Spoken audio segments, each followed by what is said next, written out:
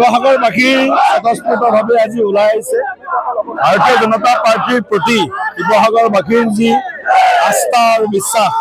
নৰেন্দ্ৰ মোদী ডাঙৰীয়া আৰু আমাৰ মুখ্যমন্ত্ৰী ডক্টৰ হিমন্ত বিশ্ব শৰ্মা ডাঙৰীয়াৰ যি উন্নয়নমুখী কাম কাজ শিৱসাগৰ আমাৰ যি ঐতিহাসিক আমাৰ যি বুৰঞ্জী আমাৰ যি ইতিহাস এই গোটেইখিনিক আমি আজি ভাৰতীয় জনতা পাৰ্টিয়ে শক্তিশালীভাৱে আমি শিৱসাগৰবাসীৰ যি মৰম শিৱসাগৰবাসীৰ যি শ্ৰদ্ধা এই মৰম শ্ৰদ্ধাক আমি সকলো দিশৰ পৰা যাতে আমি তাৰ ঋণ যাতে ঘূৰাই দিব পাৰোঁ আৰু ঐতিহাসিক এই শিৱসাগৰ যি চহৰ বা শিৱসাগৰ জিলা স্বৰ্গদেউ চাওলুং চুকাফাই যিধৰণে সমগ্ৰ অসমখনক বৰ অসমলৈ ৰূপান্তৰ কৰাৰ কাৰণে যি সপোন আছিল আজি মই পবিত্ৰ এই শিৱদৌলৰ বাকৰিৰ পৰা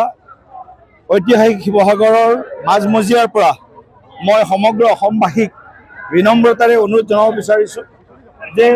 জাতি ধৰ্ম পন্থ বৰ্ণ নিৰ্বিশেষে আমি সকলোৱে অসমীয়া যি আমাৰ কৃষ্টি সংস্কৃতি সভ্যতা সেই কৃষ্টি সংস্কৃতি সভ্যতাৰ ৰক্ষা কৰাৰ লগতে অসমখনক যাতে আমি সকলো দিশত শক্তিশালীভাৱে আগবঢ়াই লৈ যাব পাৰোঁ তাৰ কাৰণে এক আশা এক সংকল্পৰে সকলোৱে নিজৰ নিজৰ দায়িত্ব কৰ্তব্য সম্পাদন কৰক আজিৰ দিনটোত আমি সেইটোৱে ক'ব বিচাৰোঁ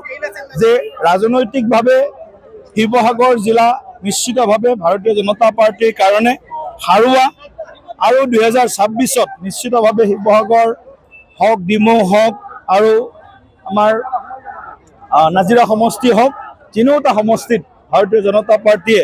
শিৱসাগৰবাসী ৰাইজ তিনিওটা সমষ্টিৰ ভোটাৰ ৰাইজৰ আশীৰ্বাদ আৰু সমৰ্থন লাভ কৰিব আৰু তাৰ ইংগিত আজি শিৱসাগৰত পাইছোঁ। ইয়াতে ৰাইজৰ দলৰ সভাপতি অখিল গগৈ ইয়াতে নিৰ্বাচনত অৱতীৰ্ণ হ'ব বুলি কৈছে, কি ক'ব? চাওক, যোনে নাথাকক বিৰোধী পক্ষত আমি গণতান্ত্ৰিক প্ৰক্ৰিয়াত সকলোৱে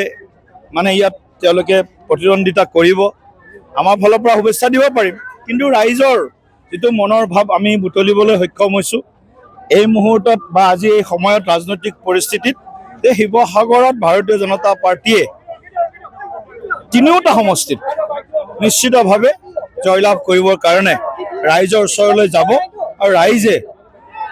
তেওঁলোকৰ মনৰ যিটো ভাৱ যে আমাক শিৱসাগৰখনক আমি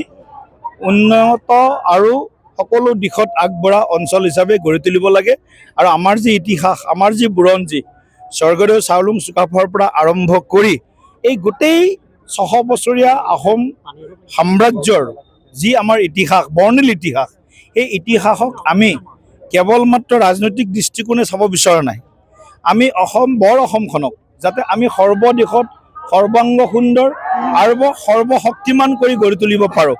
আৰু তাৰ কাৰণে আমি শিৱসাগৰবাসী ৰাইজৰ আশীৰ্বাদ আৰু সমৰ্থন বিচাৰিছোঁ। কালি সত্ৰ আয়োগে যিখন প্ৰতিবেদন দিছে 15,000তকৈও অধিক মাটি বেদখল হৈছে সত্ৰৰ মাটি, এই গোটেই ক্ষেত্ৰত আপোনালোকৰ চৰকাৰে ইতিমধ্যে কৈছে সত্ৰ আয়োগৰ যি প্ৰতিবেদন কালি দাখিল হ'ল অত্যন্ত এটা আমাক মানে আমাৰ যি শ্ৰীমন্ত শংকৰদেৱ গুৰুজনাই অসমীয়া জাতিটোক দি থৈ যোৱা যি সত্ৰ আমাৰ সংস্কৃতি বা সত্ৰৰ যিবিলাক সম্পদ সমল ইয়াৰ ওপৰত যি ভয়ংকৰ আক্ৰমণ হৈছে আৰু আমি এটা কথা সকলোৱে জানো যে মাটি ভেটি আৰু আমাৰ সভ্যতা এই তিনিওটাৰ ওপৰত ভয়ংকৰ আক্ৰমণ হৈছে, গতিকে এই তিনিওটা আক্ৰমণক ৰোধ কৰিব লাগিব সকলো অসমীয়াই মিলি, অসমত থকা সকলো ভাৰতীয়ই মিলি, সকলো জাতি জনগোষ্ঠীৰ লোকে আমাৰ সত্ৰ হওক দেৱালয় হওক নামঘৰ হওক ঐতিহাসিক স্থান হওক আমাৰ মানে পথাৰ হওক আমাৰ ব্যৱসায় হওক যি ধৰণে ভয়ংকৰভাৱে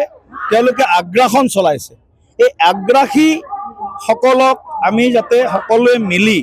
অসমখনৰ যি অস্তিত্ব অসমৰ যি এটা সময়ত সৰ্বদিশত আমি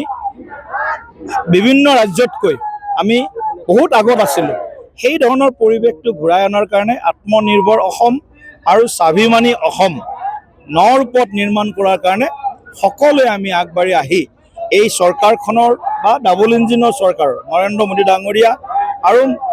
মুখ্যমন্ত্ৰী ডক্টৰ হিমন্ত বিশ্ব শৰ্মা ডাঙৰীয়া চৰকাৰক আমি সকলোৱে এই সময়ত সহযোগ কৰাটো উচিত বুলি মই বিশ্বাস কৰোঁ।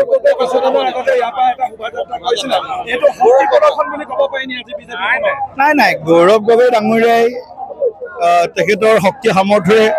তেখেত ৰাইজৰ মাজলৈ গৈছে, আমিও গৈছোঁ। বিচাৰ ৰাইজে কৰিব কাৰণ ভাৰতীয় জনতা পাৰ্টি কেৱল তেওঁলোকে কৈ আছে চৰকাৰত আহিম। আমি কৈ আছোঁ ওলোটা, আমি চৰকাৰত অহাৰ কথাটোত কৰিও আমি কৈছোঁ ৰাইজৰ সেৱা কৰিম। তেওঁলোকে শাসনৰ চিন্তা কৰিছে, আমি সেৱাৰ চিন্তা কৰিছোঁ। গতিকে গৌৰৱ গগৈৰ লগত মোৰ বেছিক ডিফাৰেঞ্চ, তেওঁৰ চিন্তাৰ, তেওঁৰ মাইণ্ডছেটৰ বেছিক ডিফাৰেঞ্চ হৈছে তেওঁ শাসনৰ কথা কৈছে, আমি সেৱাৰ কথা কৈছোঁ। যিকোনো খবৰৰ বাবে যোগাযোগ কৰক 7099017330 লগতে 7099017110 নম্বৰত।